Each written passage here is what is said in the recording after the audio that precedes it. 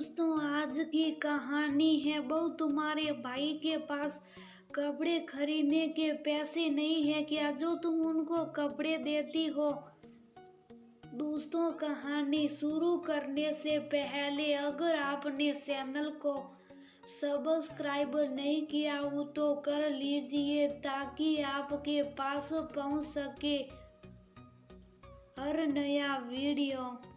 अरे भाभी, जब मैं इतने कपड़े दे जाती हूँ तो फिर नए कपड़े क्यों खरीदने। सभी कपड़े इतने अच्छे होते हैं। शिवानी और मयंक तो हर कपड़े को 2 या 3 बार पहनते हैं फिर छोड़ देते हैं। अब इतने अच्छे और नए से कपड़े काम वाली को दिए नहीं जाते, इसलिए मैं यहाँ ले आती हूँ। सुमन अपने बच्चों के लिए कपड़े खरीदने बाजार जा रही थी। उसकी बहन की शादी है, तभी उसकी ननद जो कुछ दिन के लिए वहाँ रहने आई थी, उसे बाजार से जाते देख बोल पड़ी, दीदी मेरी बहन की शादी है, शादी के लिए एक जोड़ी नया कपड़ा ला रहा हूँ, बाकी तो आपके दिए कपड़े पहनते ही हैं। सुमन ने आराम से कहा, नीति ठीक ही तो कह रही है, क्या करोगी, नए कपड़े खरीद कर उन्हीं में से पहना लेना।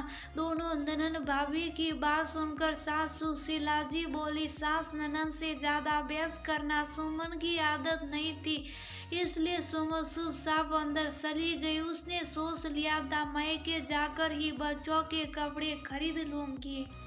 सुमन अपनी ननन की हरकत से बहुत परेशान थी। वह तो इसलिए उनसे कपड़े ले लेती थी कि कहीं वह बुरा ना मान जाए, या फिर है तो वह भी घर की ही, जैसे उनके बच्चे वैसे ही अपने बच्चे, इसमें ज्यादा क्यों सोचना। लेकिन इस बार तो वह ने हद कर दी। उसे शादी के लिए भी कपड़े खरीदने नहीं दिए, मायके जाकर भी उसे समय नहीं मिला और उसे अपने बच्चों को पुराने कपड़े पहनाने पड़े।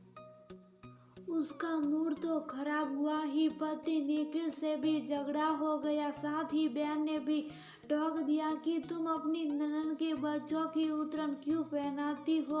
अब तो सुमन से सहन नहीं हो रहा था, कुछ तो करना था। शादी में शामिल होने की सारी खुशी उड़ गई थी।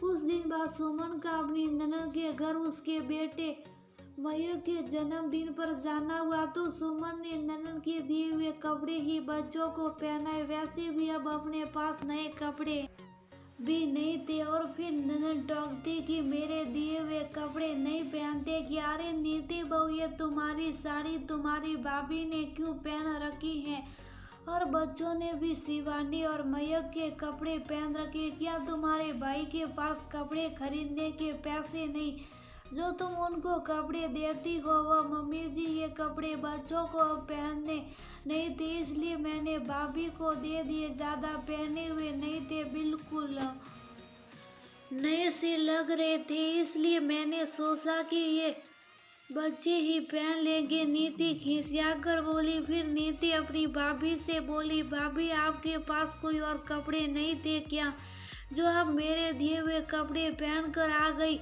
अपनी ने से कुछ तो मेरी इज्जत का ख्याल रखा होता। दीदी आप इतने कपड़े देती हो तो आप और मम्मी जी मुझे नए कपड़े खरीदने से मना कर देती हो, फिर इतने कपड़े रखने की जगह भी तो चाहिए। इसी वजह से अब तो आपके दिए हुए ही कपड़े पहनते हैं सब।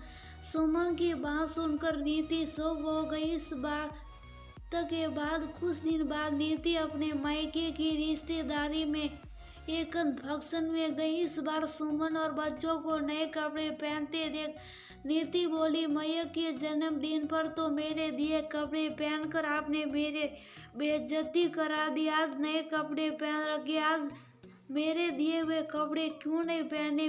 मैंने शिवानी का इतना सुंदर लहंगा दिया था। दीदी अब मैंने और मेरे बच्चों ने उतरन पहननी छोड़ दी है। वह लहंगा सच में बहुत खूबसूरत था, लेकिन हमारी काम वाली शांता बई है ना, उसे बहुत पसंद आ रहा था। उसकी भतीजी की शादी थी, जो वह बोली मैं उसे गिफ्ट करूंगी तो उसे बहुत अच्छा लगेगा, तो मैंने वह लहंगा शांता बई को दे दिया। बहुत खुश हुई वह।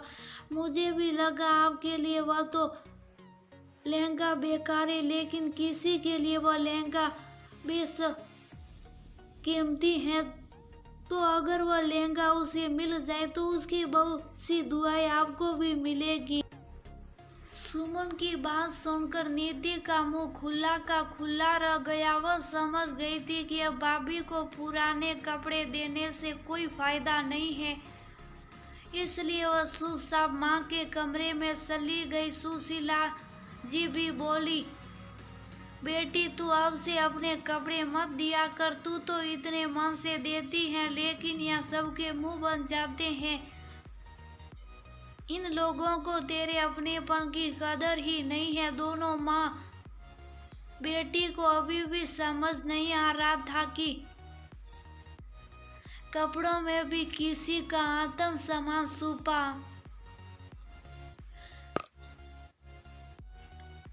होता है, जिसे वह बार बार तोड़ रही थी। लेकिन सुमन ने भी सोच लिया था कि अब ऐसा लेन देन हमेशा के लिए खत्म करना ही होगा, वरना बच्चों के दिल पर बहुत चोट लगेगी। उनका तो अपनी माँ पर से ही विश्वास उठ जाएगा कि उनकी अपनी माँ ने ही उनके आत्म सम्मान को दबा दिया। निधि और सुशीला जी समझ नहीं पा रही थी कि बहू से अपमान सही है, अपनापन सही है तो बहू से अपनापन निभाना भी तो पड़ेगा।